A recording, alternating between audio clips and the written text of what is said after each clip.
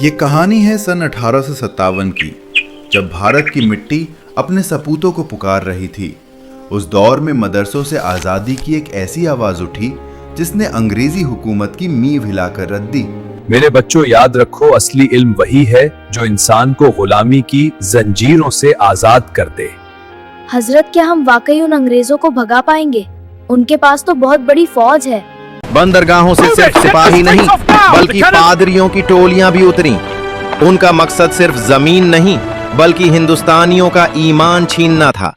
वो बाजारों में खड़े होकर हमारे मजहब का मजाक उड़ाते और लोगों को बहकाते थे। लेकिन एक ऐसी शख्सियत थी जो मैदान में उनका डट कर मुकाबला करती थी। वो थे मौलाना कासिम नानोतवी। पादरी साहब, आप दलीलों की बात करते हैं। याद रखिए, ये हिंदुस्तान की मिट्टी है।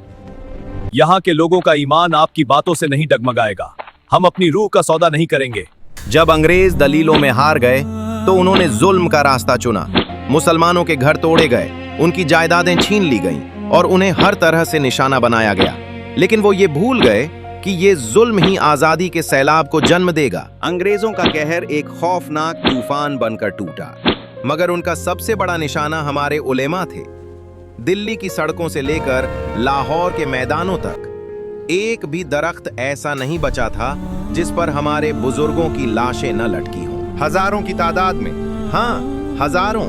दिल्ली का चांदनी चौक हो या लाहौर का शाही किला, हर तरफ सिर्फ एक ही मंजर था। अंग्रेजों ने सोचा था कि वो इन्हें लटकाकर आजादी की रूह को कुचल देंगे। दिल्ली की गलियां खून से लाल थीं और आसमान काले धुएं से ढका था।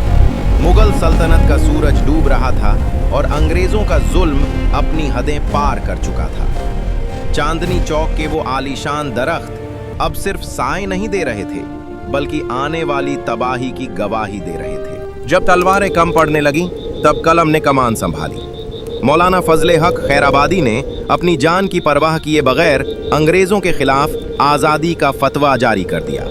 वो जानते थे कि इस कागज के बदले उन्हें फांसी का फंदा मिलेगा, मगर हक की आवाज बुलंद करना उनकी रगों में था।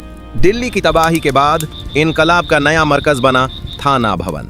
एक छोटी सी कोठरी में टिमटिमाते चिराग की रोशनी में हाजी इमदादुल्लाह मुहाजिर मक्की, मौलाना कासिम और मौलाना रशीद अहमद ने वो कसम खाई जिसने अंग्रेजी हुकूमत की चूलें हिला दी। शामली के मैदान में उतरने का फैसला हो चुका था।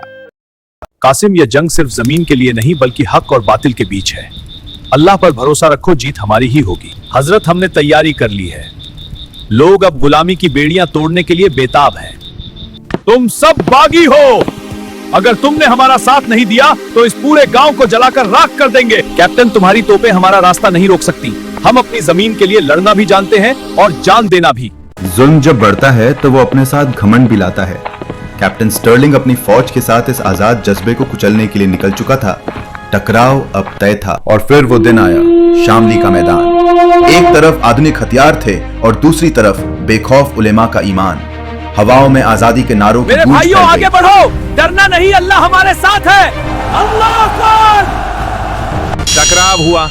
गोलियों की गूंज और तलवारों की खनक ने अंग्रेजों के घमंड को चूर चूर कर दिया। शामली की मिट्टी गवाह बनी उस रूहानी जंग की जहां एक तरफ बारूद था और दूसरी तरफ अटूट ईमान। वहां गिरने वाला हर एक सिपाही मौत को नहीं बल्कि शहादत को गले लगा रहा था। ये वो लोग थे जिन्होंने हमारे आज के लिए अपना कल कुर्बान कर दिया। निहत्थे होने के बावजूद मौलाना कासिम और उनके साथियों ने ऐसी बहादुरी दिखाई कि अंग्रेज फौज को पीछे हटने पर मजबूर होना पड़ा। शामली की जीत ने साबित कर दिया कि हक की आवाज को दबाया नहीं जा सकता। मेरे शेरों, हम फतेह हुए। अल्लाहू अकबर। या रब, हमारी इस मिट्टी को जालिमों से पाक कर दे और हमारी कुर्बानी को कबूल फरमा।